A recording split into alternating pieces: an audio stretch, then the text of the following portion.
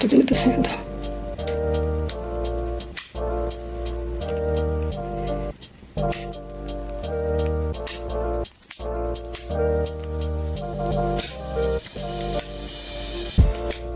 Be short.